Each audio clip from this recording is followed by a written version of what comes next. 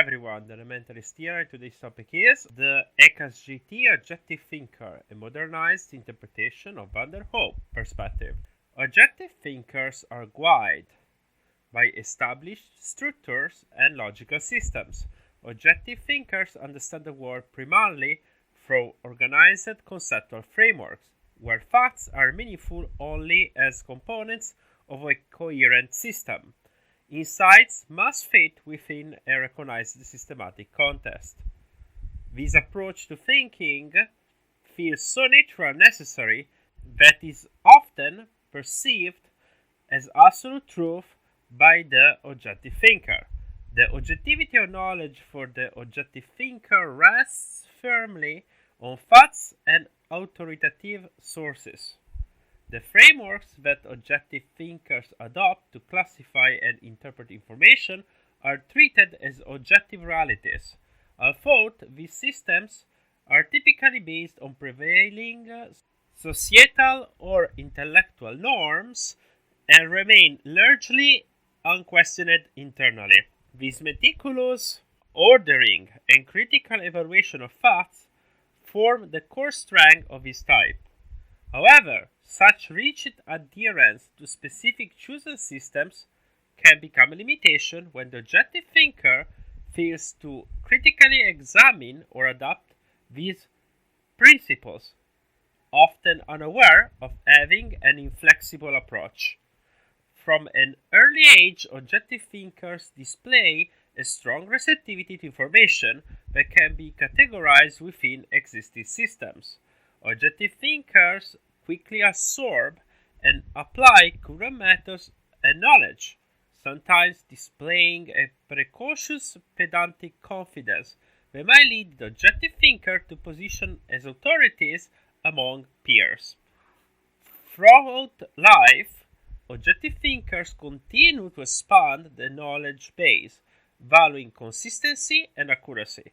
Yet, objective thinkers resist any challenge to the fundamental principles of chosen frameworks, often dismissing alternative viewpoints as illogical or misguided.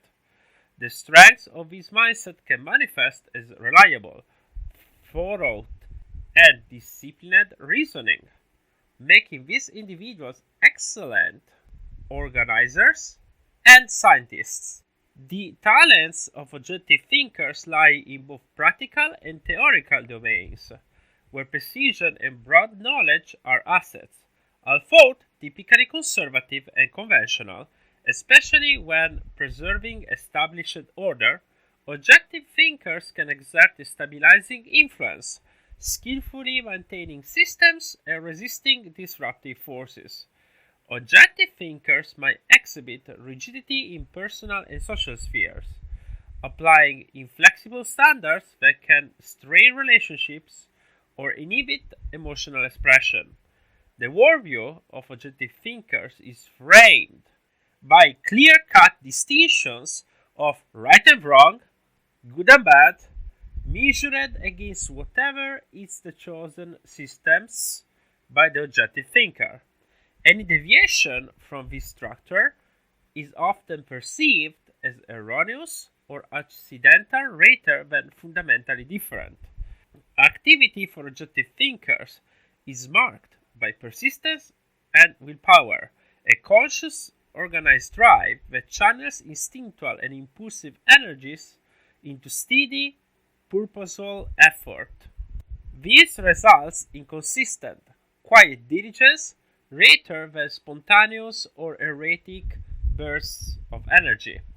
The focus of objective thinkers tend to be more on objects, theories, and systems than on people, which can give rise to aloofness or emotional distance. Introspection and deep psychological exploration are generally avoided, as the systematic nature of objective thinking forms a barrier between the objective thinker and emotional or chaotic aspects of life. While the dominant orientation is toward structured thinking, both sensation and intuitive influences might be present, but are usually moderated by reason. Impulses are often downplayed or rationalized to preserve order. When intuition arises, it is only acknowledged when it can be rigorously examined and incorporated within existing frameworks. This cautious acceptance extends to the intuition of others, which they compare and analyze with apparent impartiality, sometimes masking a preference to include as many perspectives as possible within chosen systems rather than committing to a single opinion. Furthermore, an intuitive leaning might suggest a tendency towards theoretical emphasis, while a corresponding sensation leaning preference might imply a focus on practical application. However, at the current state, the individual's orientation is primarily shaped by dominant thinking without a distinctly developed auxiliary function to strongly reinforce either a theoretical or practical emphasis. Objective thinkers are the most emotionally restrained among types, as feelings must align strictly with chosen principles to enter conscious awareness. Conflicting emotions tend to remain unconscious, but may be betrayed through tone or demeanor in discussions.